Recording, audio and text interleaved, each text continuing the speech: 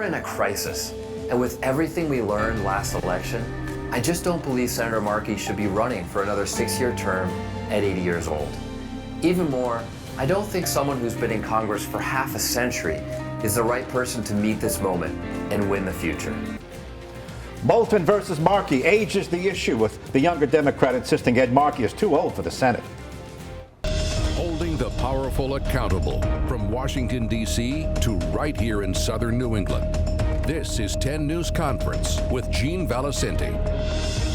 Good morning, everybody. I'm Gene Valicenti. This is 10 News Conference. Senator Markey, at almost 80 years old, is running for re-election. Too old, says his fellow Democrat Seth Moulton, looking to take him out in the primary in what's shaping up to be a nasty primary.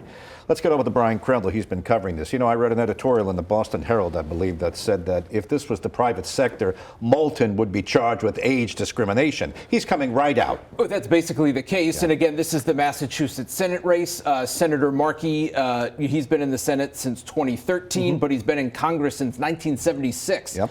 He was a rep for 36 years and then won that seat. And, you know, he was challenged in 2020 by a younger person, Joe Kennedy. We can get into that more in a minute. But Seth Moulton from north of Boston, so Markey's from Malden, that area as well. But he basically, in this video that he put out on Wednesday announcing his candidacy, which was kind of expected, as you said, basically made no bones about it, that that's his real only issue.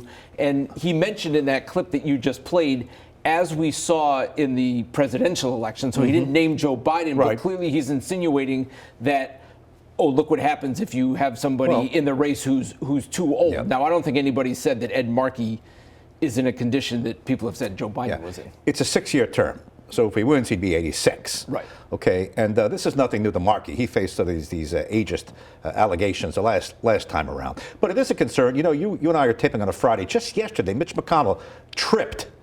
Fell over. Well, and he's had fell over. He went right down while reporters were trailing him. And there's other questions about Nancy Pelosi and others. So politics is a rough game. This is now a legitimate issue. Yeah, and it is. And again, with some of those other people like McConnell, you could say that he's had the health issues that were public before, where he kind of froze on camera. I don't think that's happened with Markey. So he could probably make that argument that, okay, I may be 80 years old, or almost 80, would be 80 next year, but I'm in shape enough to run. And let's take a look. You know, we did a story on Wednesday about Moulton getting into this race. So let's take a look at what we reported then.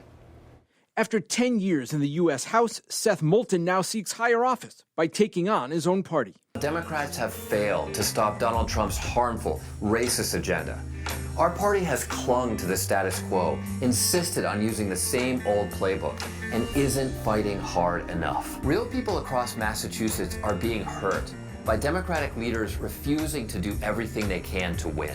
The fellow Democrat in Moulton's path is Senator Ed Markey, running for re-election. Markey has been in the Senate for 12 years and was in the House for 36 years before that. We're in a crisis, and with everything we learned last election, I just don't believe Senator Markey should be running for another 6-year term at 80 years old. Even more, I don't think someone who's been in Congress for half a century is the right person to meet this moment and win the future. Markey is a leading progressive in Washington and a frequent critic of Donald Trump. He and Moulton have similar positions on big issues, both calling for an assault weapons ban and fighting climate change. Moulton made national headlines and came under fire from Democrats after last year's presidential election, criticized his party for appearing to lose on the issue of transgender athletes, saying he would not want his daughters to get run over on an athletic field. We have a wing of our party that shames us, that tries to cancel people who even bring up these difficult topics. Moulton is trying to make the same case against Markey that failed in 2020. That's when Congressman Joe Kennedy, whose star was on the rise at the time, challenged Markey in the Democratic primary. Markey won comfortably in that high-profile race. Now, Ed Markey, in response, his campaign basically just said he's working in Washington to try to end the government shutdown, while Seth Moulton is announcing a political campaign, and that's what leadership is trying to end the shutdown. Yeah, and he's enjoying all this talk that, well, it's ageist, it's unfair. Markey is to the left. So is Moulton, although on occasion Moulton surprises us. He came out against transgendered bathrooms. And like Senator Fetterman from Pennsylvania, he's not afraid to go after his party. In fact, he's been very critical of the way they're going lately. And he put it right in the campaign ad that Democrats, as he said, are not fighting hard enough. And that is that's interesting because you kind of hear that more from the left, like the progressive side. Markey would probably say, like, well, I'm on the Green New Deal. I'm vocal. And the issue is going to be, I guess, how is Seth Moulton going to say, well, I'm going to fight harder? What does that look like in Washington to go down and say you're going to, the playbook that Democrats are using against Donald Trump just doesn't work anymore. So what is that? Yeah, I guess he's saying physically I can fight harder. I've got the stamina of a younger man. He's only 46 versus Markey would be 80. Right. And as we mentioned in that piece there, Joe Kennedy, he didn't, in 2020, he didn't come out and say that Markey was too old. It was suggested. He said we need a change in leadership. He danced around it a little bit. And I think the knock on Kennedy, and Markey ended up winning by, I think, 10 points in the Democratic primary. But Joe Kennedy had a national profile. Like a couple of years before, he had given the Democratic response to Trump's State of the Union speech. So he was on the rise. So I think the knock on him, though, was he wasn't able to explain why exactly he was challenging Ed Markey other than maybe I'm a Kennedy and it's my turn. Yeah. And I'm a younger man, too. All right, coming up on 10 News Conference, let's continue with the politics. Now, another push for an archives/museum for Rhode Island's treasures, this time scaled back in price, but still not cheap. Thank you for turning to 10, your news leader. 10 News Conference with Gene Valicenti continues right now. Welcome back. There's been a push for a dedicated archive/museum to house the state's treasures and historic documents for years, pushed by so many secretaries of state, including the current one who's backing a scaled-down, cheaper version, but not cheap. It's important to put this in perspective.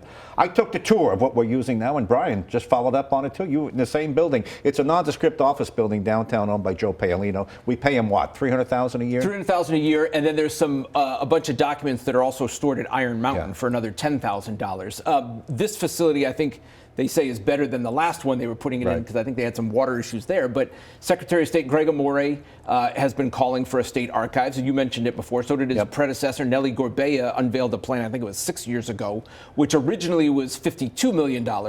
And Amore put that one forward again last year. The legislature balked because now the price tag was $100 million.